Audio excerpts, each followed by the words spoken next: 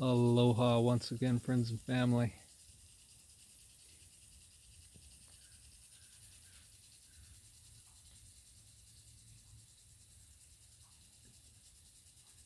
You're looking at a gold dust Akuba, perennial plant that can take shade and like shade. We're sitting in the shade garden this morning thinking about God's grace. What does that mean?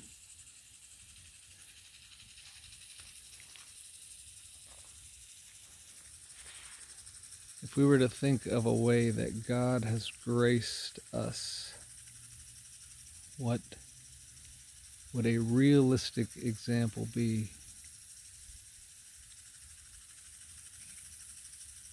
Some might say, well, everything is an example of that, which would be true. But is there some great, fantastic, wonderful thing that God has graced all of humanity with? Is there anything like that? And again, you could say, well, everything. And okay, I will agree. But let's get specific.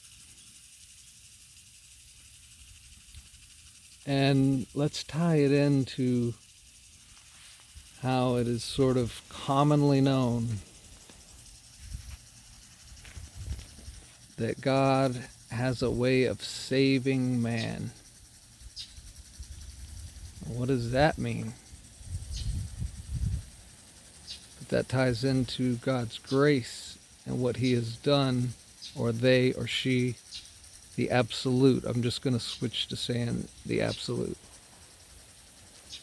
What has the absolute done to save man?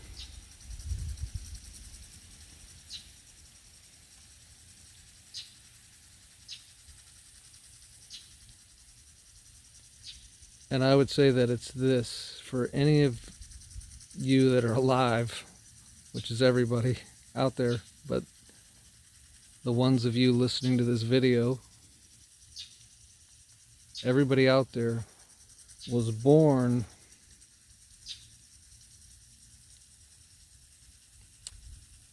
at an interval of time before, let us say, the Great Destruction, or cleansing, or purging, before the rebirth of Earth itself.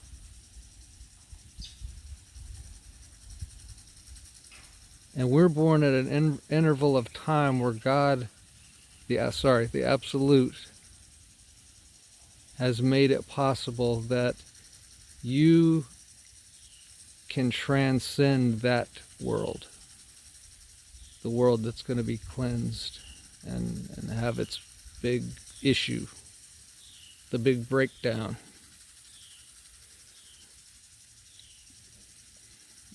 Some would classify that as destruction, and it would be assumed that it had something to do with the absolute or God.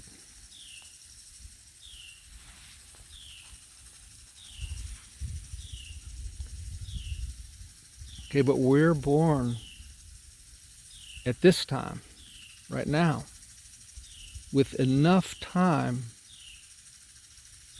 to awaken from Maya, transcend the ego self, the egoic self, transcend even the mental self, all these separate parts of self, and come to a more unified understanding of the eternal self that is a higher self that lives and exists within and according to higher laws,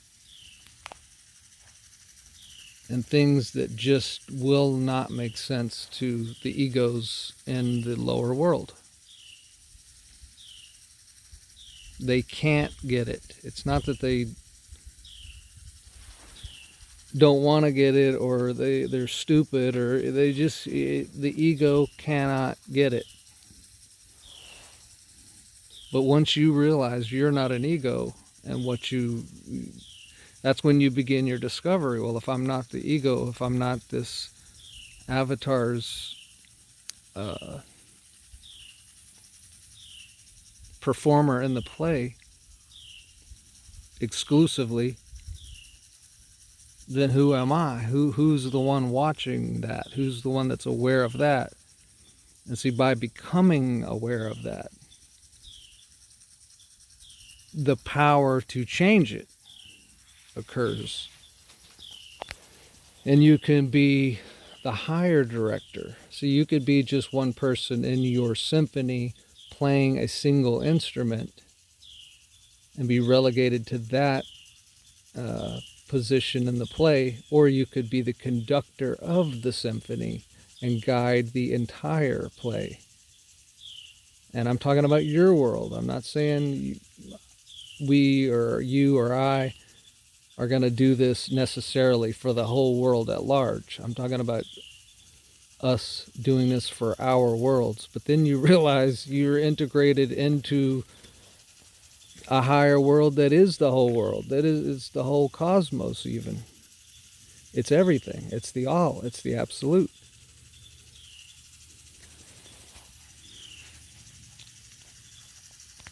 So the beauty then and the grace that I'm trying to get at here is that God has allowed you to be incarnated at this particular time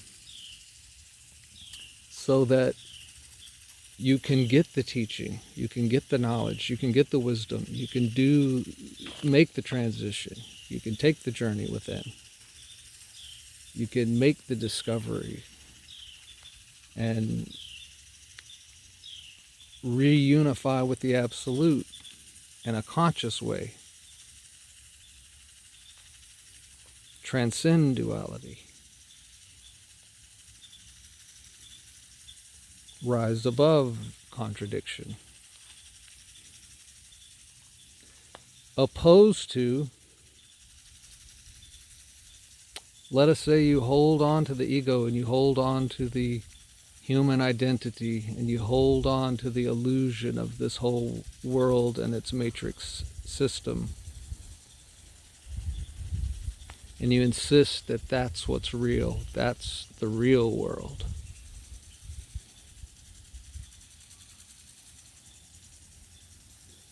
Then you're going to reincarnate here, and anybody that's reincarnating in the next however many years, let us say near future, you're going to come back into a world that's either on the brink or in the process of or about to experience the Great Shakedown or the Great Cleansing or the Great Purging. And it's basically, to simplify it, a way of saying where nature does the absolute's bidding. So it will not just be man destroying man only. Because who's going to destroy the men that destroyed the other men? You still have the destroyers, right? And then what do? They become the next power structure. They become the new dictator, this, that, or the other, and it just goes on and on and on. But I'm talking about that time which they say at the end times. But see, the end times only means an end of those times, the times where it was like X, A, B, or C, the times when it was complete social engineering, those times when many humans became NPCs and didn't even know it.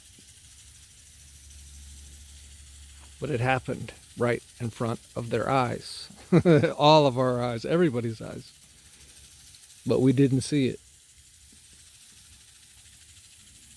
When they were slipping into the education institutions and the healthcare institutions and the financial institutions and the political institutions and the religious institutions, we didn't see it.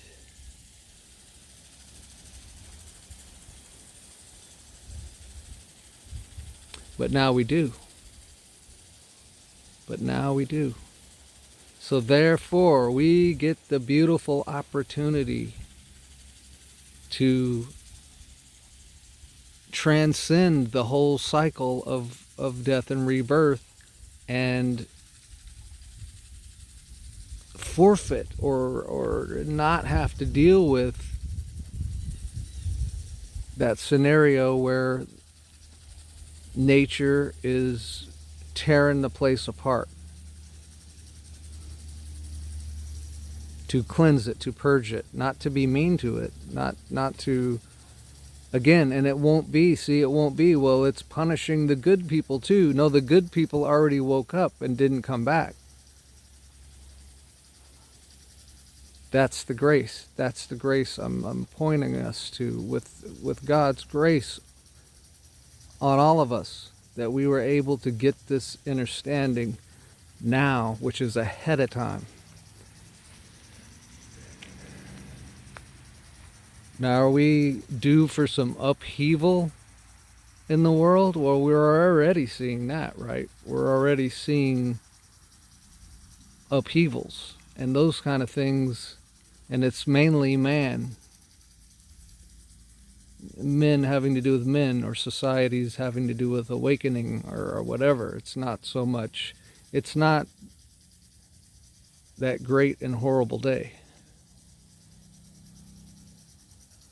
yet, but everybody seems to concur, that it's going that way.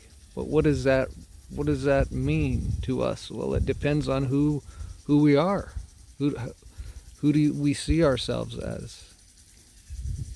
A societal, egoic, socially engineered populace in a matrix?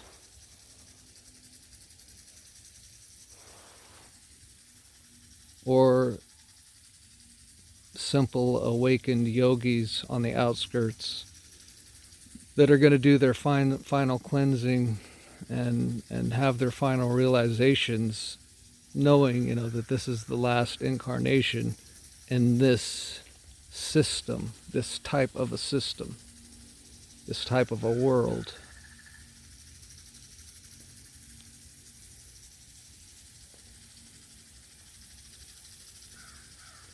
So that's how God, you could think of it, if you wanted to think of how did God save man, or how is he still saving man? Like, how's he saving man today? That's how he saved us. He gave you the opportunity to forfeit needing to go through that final test where you get utterly destroyed for your own sake. See? Or you're probably not at a place in your life right now where you need to be utterly destroyed for your own sake. But if you were that ego that was still holding on to that system, and the strong belief in the delusion of Maya, that that's the real world, you'll be holding on to all the things that the ego holds on to. So you would be selfish, probably narcissistic, probably short-tempered, probably irritable, moody, somewhat frustrated, not really happy, but you wouldn't call it sad either, because that would defeat the ego. See, the ego wants to think that it knows everything, it's got it all figured out, and it's ready for anything, but it's really not ready for much at all. And it's certainly not going to be ready to be utterly destroyed for its own sake, because it's refused to surrender the whole time, all the lifetimes leading up to the great purging, where the earth is cleansed of ego and duality permanently.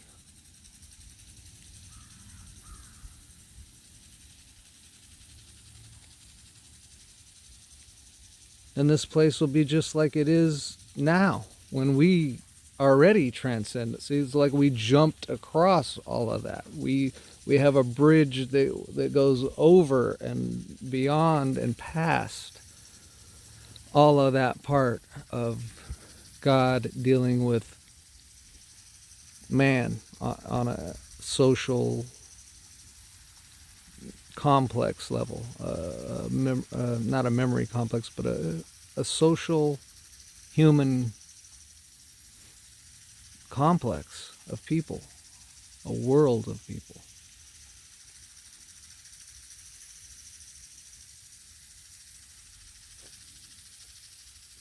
And could it be even more amazing than that? You know, now we'll go into imagination to carry it further. Because you have to be able to imagine these things for them to even be real. Because in this world, in this illusion of Maya, very much of our stories are co-created or self-created or imagined.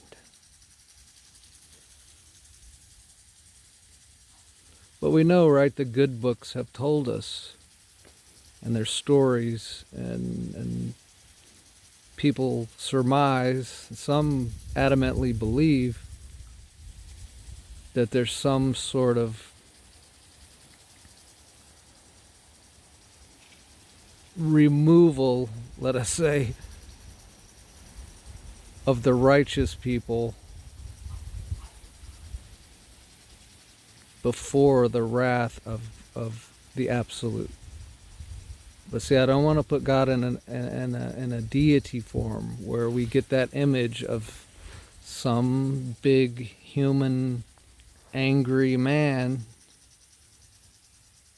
because it's not going to work like that. It'll come through nature. If, in other words, if the Absolute wants to destroy this place, he's not going to show up in the form of some big white man or any colored man and start doing stuff. Nature's simply going to swallow the land and push up new land from under the ocean. Well, where are the stores then? Where's mankind then? Where are the cities then? Where's anything then? There's nothing. It's a clean slate at that point.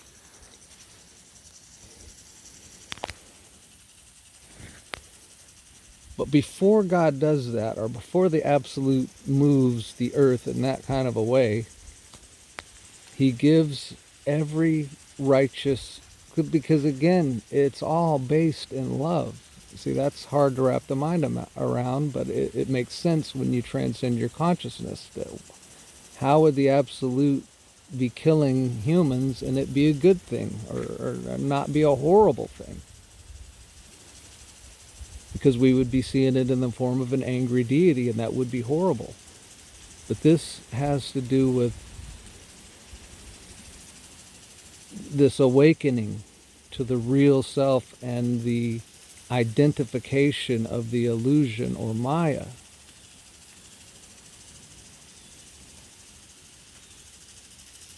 So those souls, again, that will not let go of Maya, will not let go of the false identity,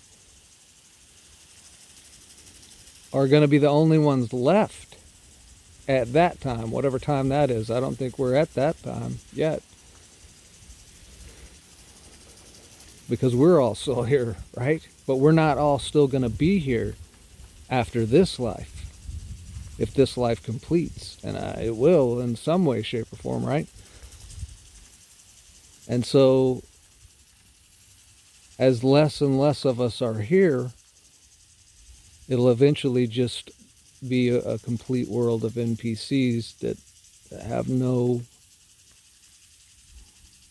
desire, will, intention, ability to not contaminate a brand new world with the viruses of the old world, if that makes sense. Not meaning physical, literal, meaning spiritual, mental, psychological.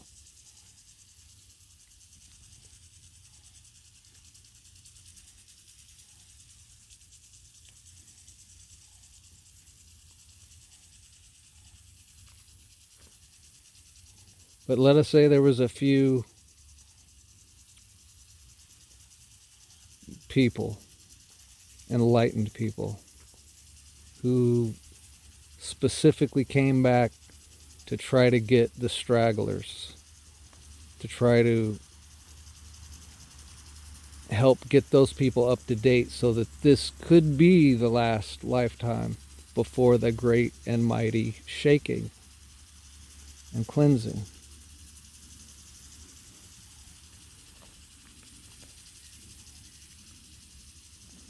And maybe they're granted the ability to just step right on across that bridge I'm talking about that bypasses the earth change, the great earth change.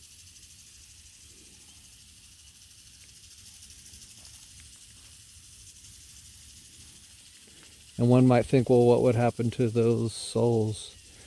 If you hear me shivering, I'm shivering because it's a little breezy and a little chilly.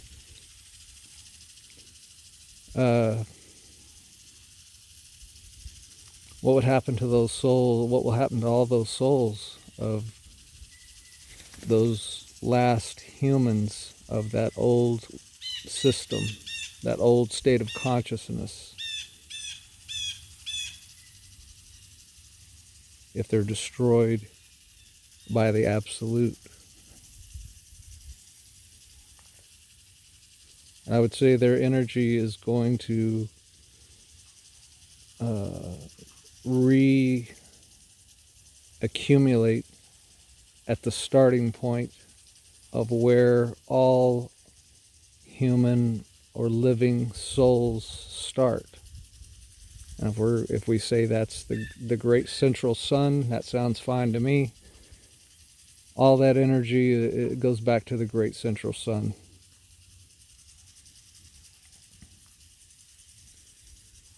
So what's the difference between them and us? Well, our energy obviously is not going to amalgamate back in with the great central sun. So that means we retain our consciousness of the beings that we are. Right? We have become something, and that something came from the everything. But it transformed into something new, something different, something unique. And isn't that every person, every cell in the greater body?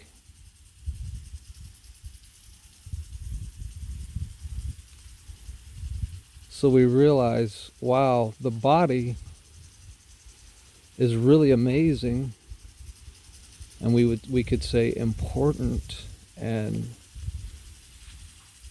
seems to be everything. But now we're realizing, no, every cell in that greater body is just as amazing, is just as important. Because without each and every one of those cells, the greater body would not even be anything.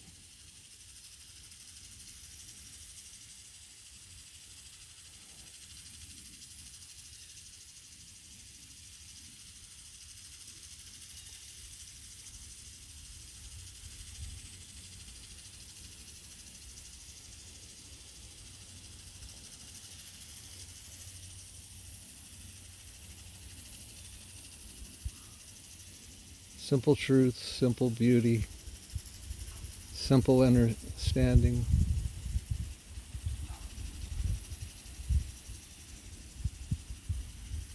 Simple love.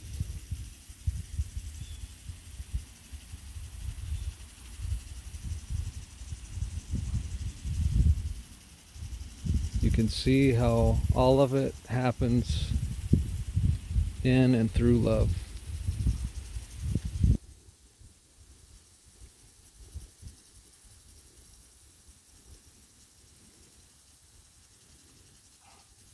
And so we could say we are saved by this grace. And the grace is this knowledge, this knowing.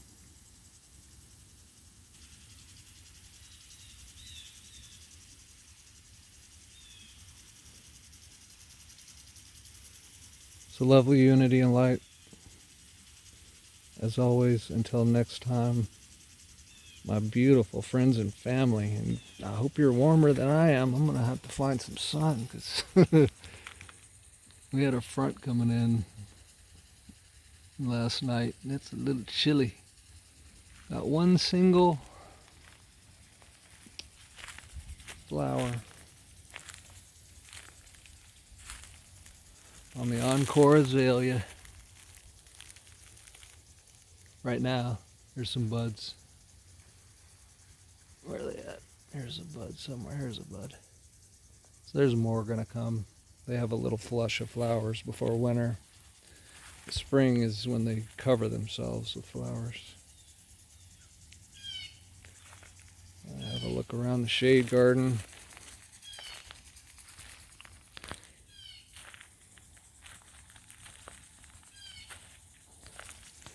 The ligularia is about to bloom. It blooms in fall, right before winter. This stuff will go well into winter, this whole plant right here.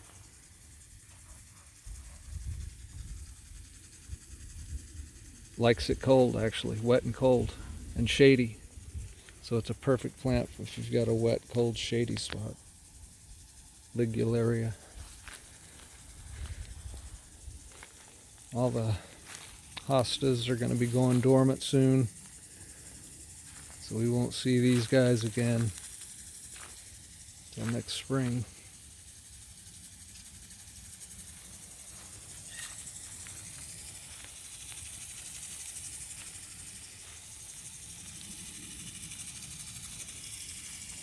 Camellia japonica, it's got buds. And that'll be blooming right at the end of winter when nothing else is blooming. Those will be blooming.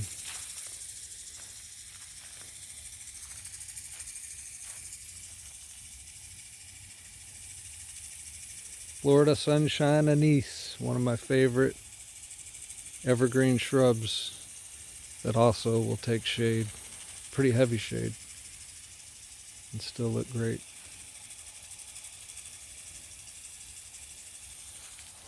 Got another one over there.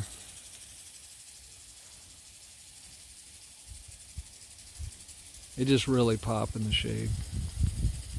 Anyway, love and light till next time.